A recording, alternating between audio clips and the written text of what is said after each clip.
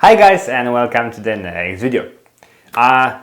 Today is going to be the part 3 of the DCS, and today we're going to cover, I'm assuming, the most important part for you, which is going to be Cartesian position and speed check. So we've done so far the save IO, we've done the joint position and speed check, and now the third part is the Cartesian position and speed check. And for now we're going to stop on the DCS, so that's going to be the last part for now. And we're going to get to the DCS a little bit later on. But today, let's together enjoy the DCS Cartesian position check. So let's get to it. Okay, so as always, let's talk a little bit about the DCS Cartesian and speed and position check. So what is it for, why do we use it, and how it works? So basically the function is very similar to the DCS joint position check. However, the difference is, instead of looking at the joints, we're taking a look at the Cartesian position and Cartesian speed of the robot. So when over there we have the joint speed check, so we're checking the speed of each joint. In here we're going to check the speed of the TCP. So we're going to trace if that speed is okay or not. Now keep in mind that the TCP can move very slow, but the other joints of the robot might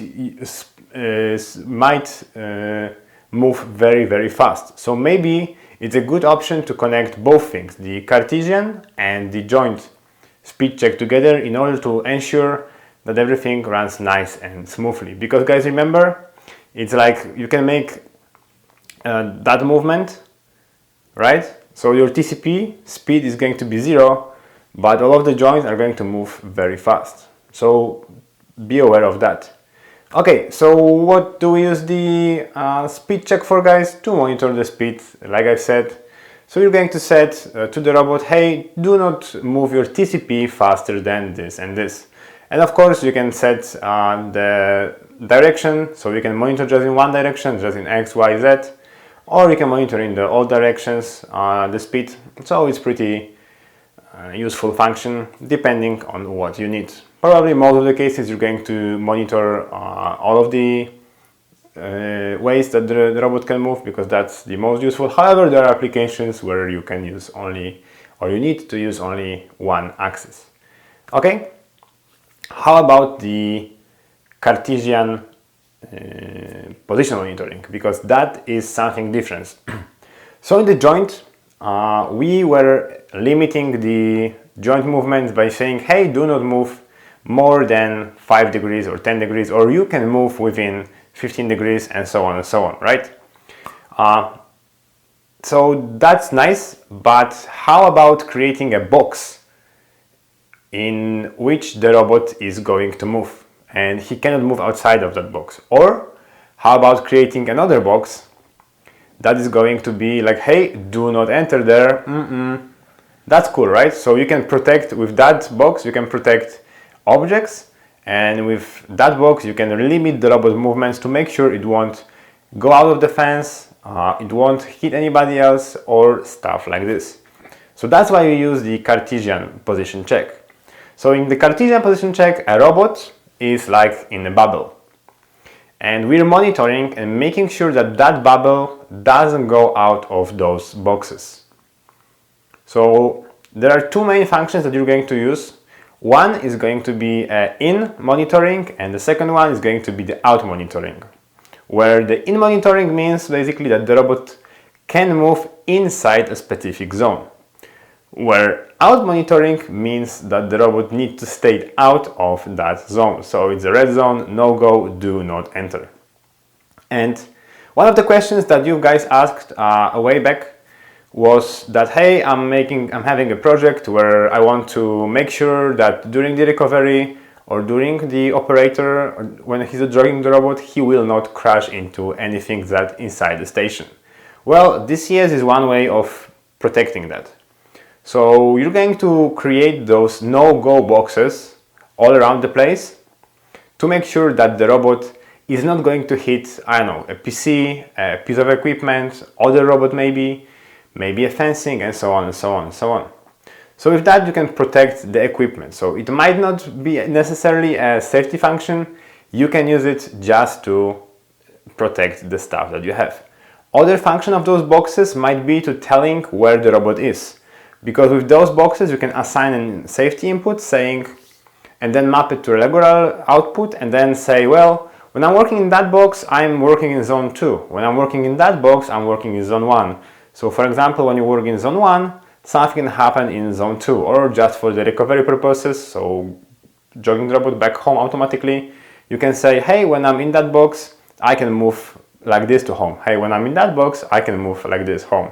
And so on and so on. So that opens a lot of opportunities, guys. It's a very big topic. I'm going to squeeze it as much as I can so you get most of the information, but come on guys, no further ado, let's stop talking and let's get to the exercises. Okay guys, so today we're going to take care about the Cartesian speed and position check. So let's go to the DCS menu. So we're going to go to menu, next, system and DCS. And in here we're going to take care about option number 5 and 6 in my case, which is the Cartesian position check and Cartesian speed check. Let's start with the Cartesian speed check. So in order to see what's there, we're going to hit detail.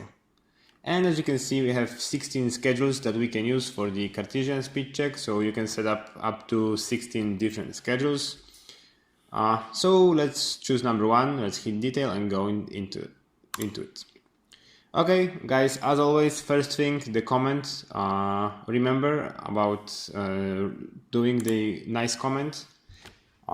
Okay, because we're doing the first change, so we've been asked if you want to change our DCS settings. Of course we want to do it, so we click yes, and let's edit the comments. So we're going to go to options, keyboard, and in here we're going to put our Cartesian speed check 1. Okay, that was a little bit too long.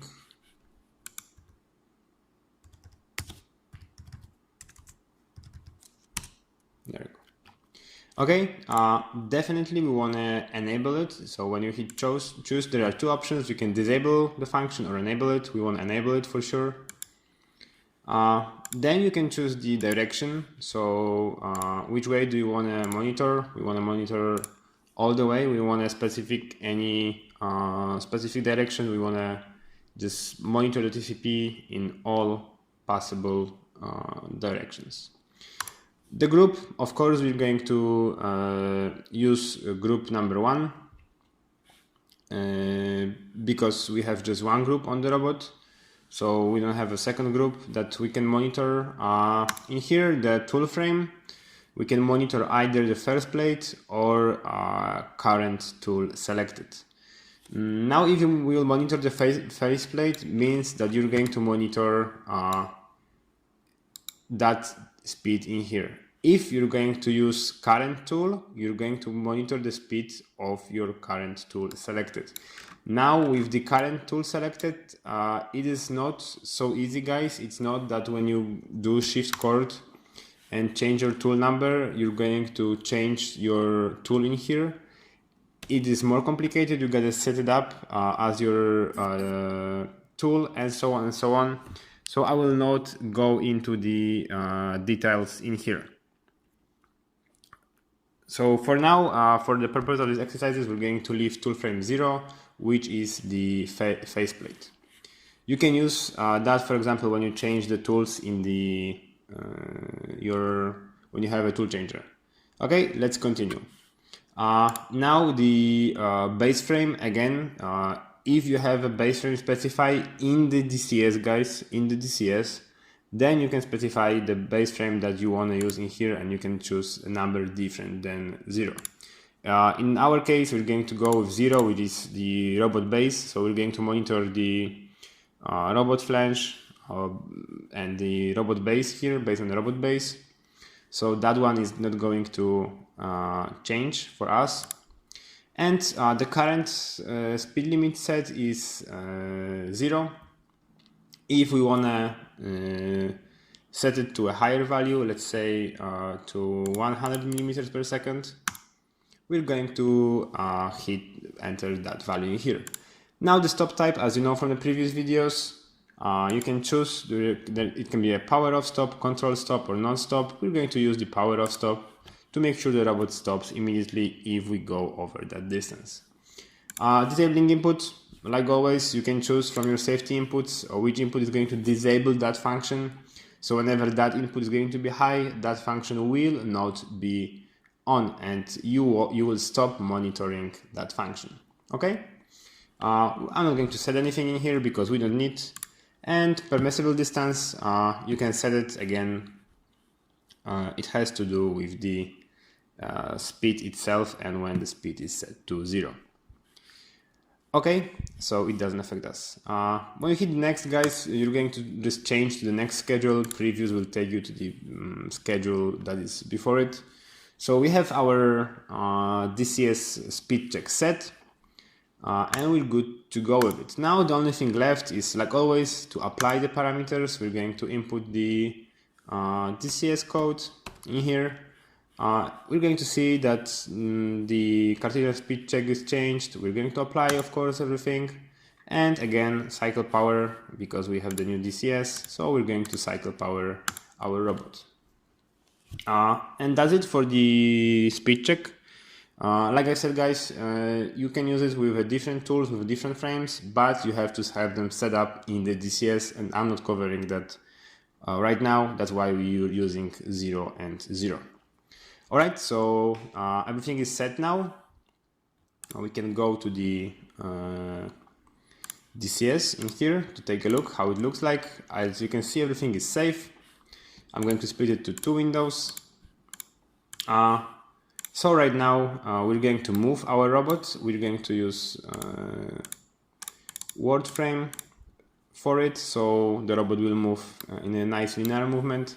And in here we're going to jump into the details so you can see how the speed will change. So we're going to move very slow at 100 millimeters for now. I'm sorry, 10 and 10%. So we're very slow. When we speed up to back, we went too fast because the T1 mode allows us to move 250 millimeters per second, which means the moment I set it to 50%, the robot was trying to move at 125 millimeters per second, which is too high for it, and that's why the drives were shut down. That's why we changed the status to unsafe. That's why the robot got stopped. So let's slow it down a bit, and let's see how do we move now. As you can see, 60, then we went back to 50, again we got stopped. And one more time, guys, just so you know, different direction, 80, we go to 45%, and 45, we are almost there, we are at 90 millimeters per second, as you can see, that's the current speed. And as soon as we go to 50, we're going to be stopped immediately on the Cartesian speed limit. The first limit and group 1, of course, because as I said in the previous video, the first limit, group 1, Cartesian speed check was unsafe. As you can see in here, let's go to alarms. There you go. Cartesian speed limit, the first limit, group 1 was too fast, and that was our speed limit. So that's it for the Cartesian speed check. It's pretty easy function, guys. Pretty easy to set up. Just those two things can get you confused, but again, like I said, it's more complicated. We're not going to cover that right now. Okay, let's disable it for now because we're going to do the second part. We're going to do the Cartesian position check. Okay, so let's apply the parameters that I changed so we can move freely. And let's get to the second part, which is Cartesian position check. So for that movie, what I've done, I've already prepared a few DCS zones in here that you can see how they work. And later on, I'm going to make together with you one more zone so you understand how I made it, how does it work, and how to set it up yourself. Okay, so I'm going to enable the DCS zones in here in RoboGuide. And as you can see, I have two zones set up, which let me open the DCS and we're going to talk about it a little bit more in the detail. So we'll go to menu, next, system, DCS. We're going to go down to Cartesian position check. We're going to hit detail.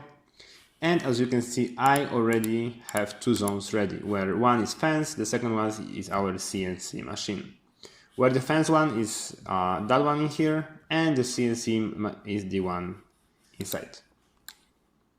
Okay, what's the difference between them? So the main difference is the way how I set it up, so the method that I use.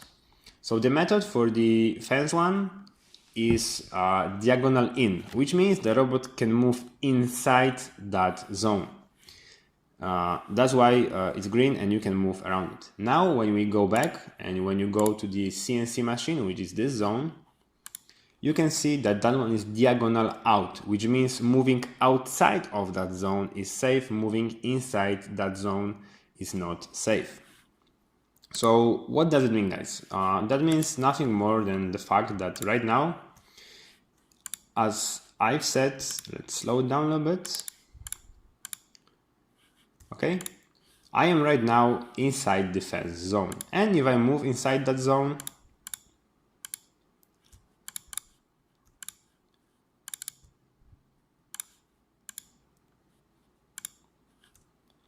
come on.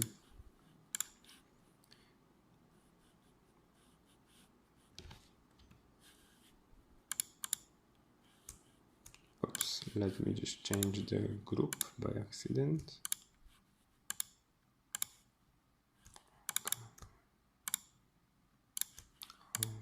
I see, sorry guys, I had the J8 on. Okay, so when we move right now, as you can see, the robot is moving freely inside the first zone. How do I know the first zone? Well, take a look at that.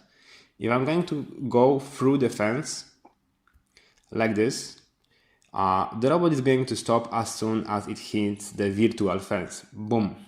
What's happening here? As you can see, the fence zone became unsafe, meaning that the robot was trying to get or got outside of that zone. So when we take a look in here, you can see that the robot is actually hitting the zone or almost hitting the zone. In here, it became red. We stopped the robot because it is unsafe to move. Let's take a look at the error message that we got. So we have our Cartesian position limit on the first zone on group 1, and as you can see, the first position limit, group 1, we went outside of that zone. That's why it is unsafe to move the robot further. So let's move back. In order to recover from that error, you need to hold shift, then hit reset, which is something called shift reset, and then jog the robot out of the zone. So we're going to hit X minus. And as you can see, the zone became green. We're okay to move and everything is fine. So that was, guys, the diagonal in or inside the zone. So that's the zone that you can move in, but when you try to go out of that zone, then you will fail. Now, the second one, the CNC, as I've said before, is a diagonal out zone. What does it mean? That means if I will try to jog the robot inside towards that zone, the robot is going to stop on DCS. Take a look at that. So as I jog the robot and I'm getting closer to that zone, I am not inside that zone yet. Everything is fine. Well, the problem occurs when I will try to jog that robot inside that zone. As you can see right now, we are unsafe because we tried to enter that DCS zone. So we are safe in the fence zone because it's the inside zone. We are unsafe in the CNC zone because it's the outside zone. So as you can see, the robot was trying to get inside that zone, that's why we got stopped. And as you can see, we have the Cartesian position limit on the second schedule, or on the second number on group 1. As you can see in here, it says so. So that's the difference between the inside zones and the outside zones. I hope you guys get it. So the first one means that we can move inside that zone. The second one means that we can move outside of that zone. Okay, so that was it for explaining you how the zones work. Now, how do we make them and how do we configure them? Let me turn those zones off so we'll be seeing it a little bit more clearly. There you go. So we're going to create a new zone. I want to make the zone to cover that will cover that PC in here, to make sure that robot will not crash inside that PC. So what we're going to do, we're going to choose the zone number 3. We're going to go into the details and we're going to set it up. The first thing, as always guys, a comment. We're going to hit enter here. Of course, we want to change the parameters. Let's hit enter. Let's give it a name. I'm going to name it PC. Okay, I want to of course enable that zone to make it active.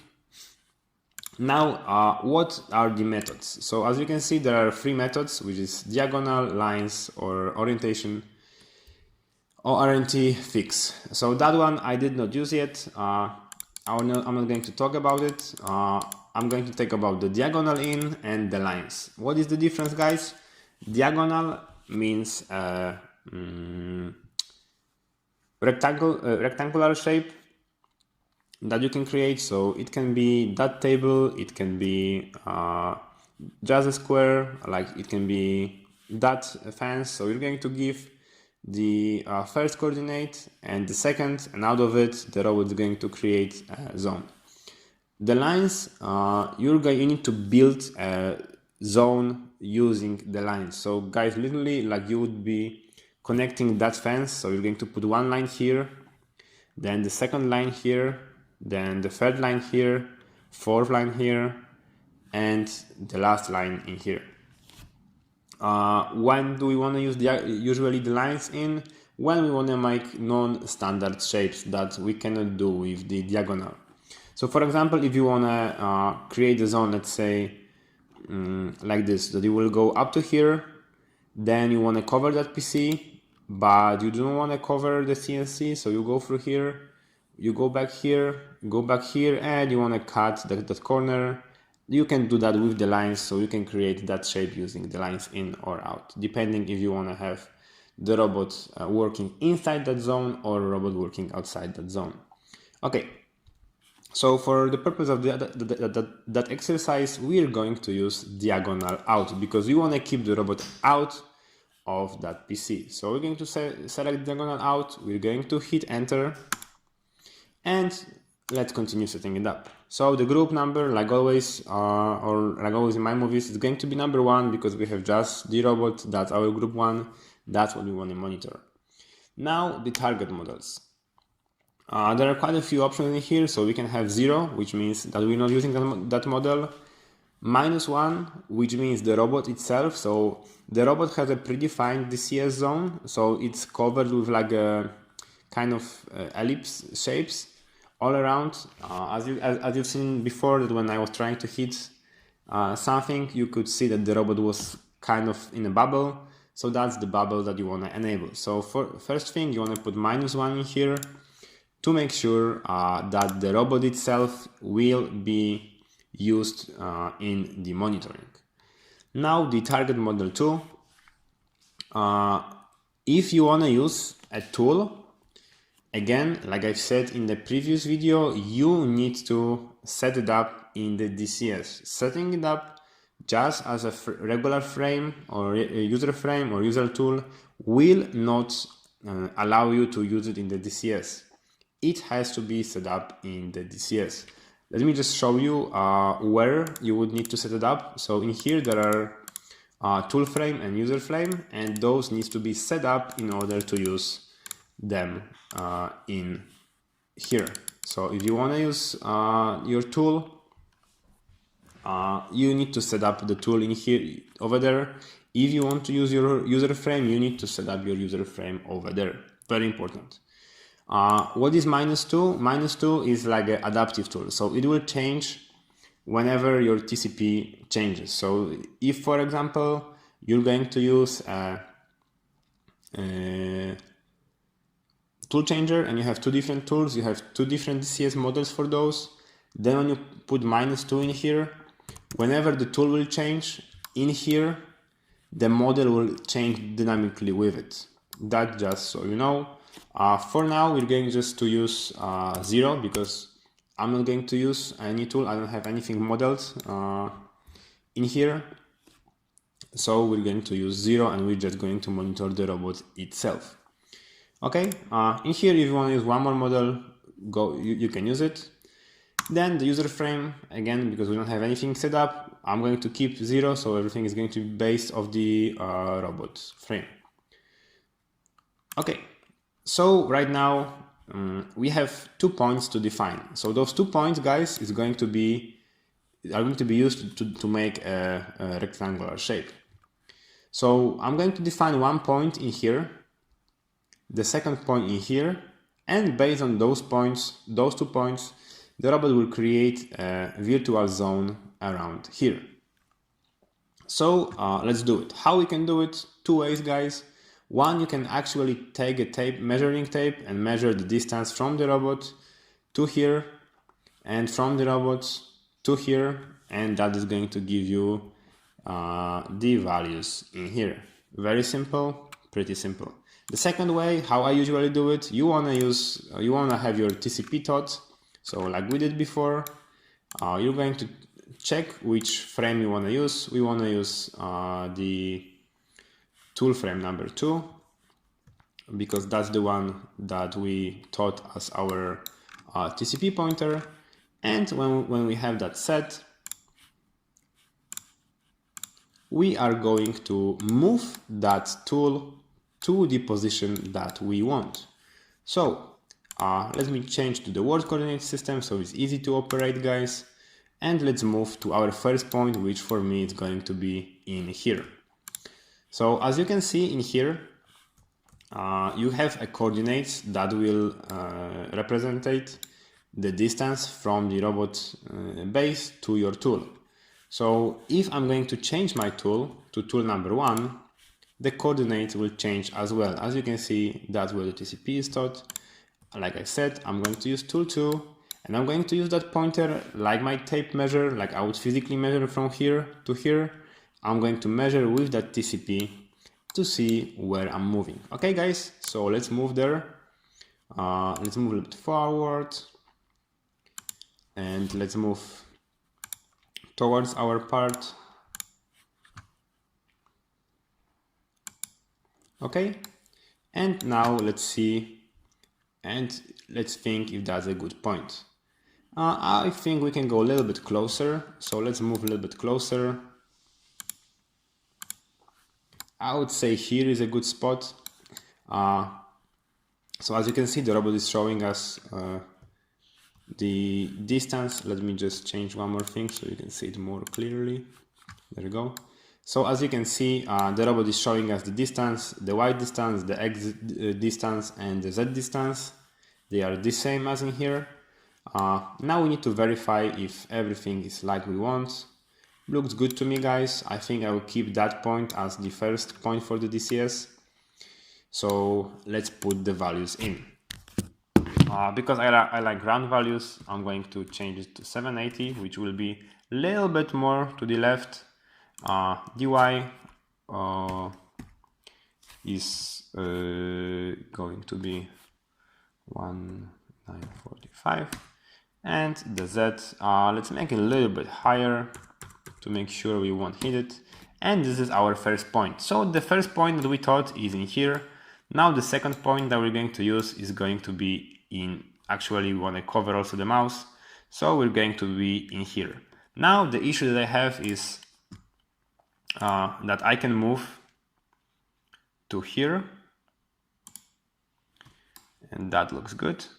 But the robot will not reach, guys, that point in here but I know how was the distance because I measured it before and I use it for my fencing, so I'm going to use the same value for it. Okay, so what do we have on X? We have, let's do 1570. The Y is the stuff that I told you guys. I cannot go any farther in Y because of the robot limitations, so I'm going to use the same value as I use in the fence. And the Z, I want to use 0 because I want it to be like a 3D, so it will be from here to here, but like on the ground.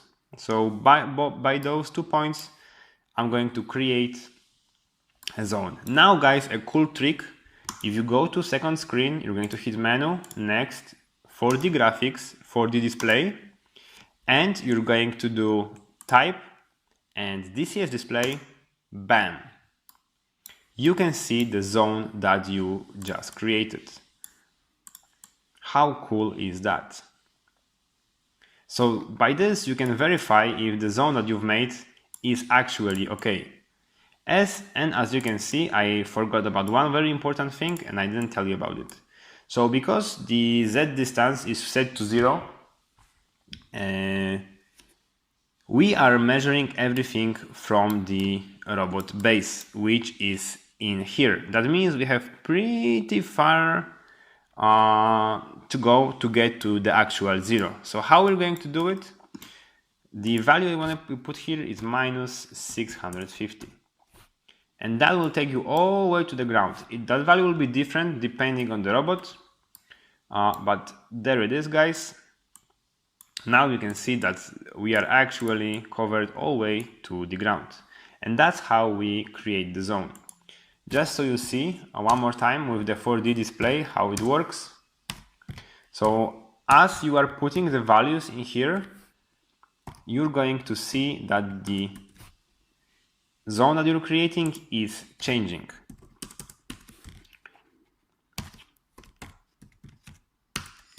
And by this, you can take a look. That's your representation, real representation of the robot. So as you can see, when I will try to move the robot, it will move both in the physical world and in the DCS. And by this, you can tell, oh, okay, I'm good, looks fine. Looks like the box is covering what I want to cover.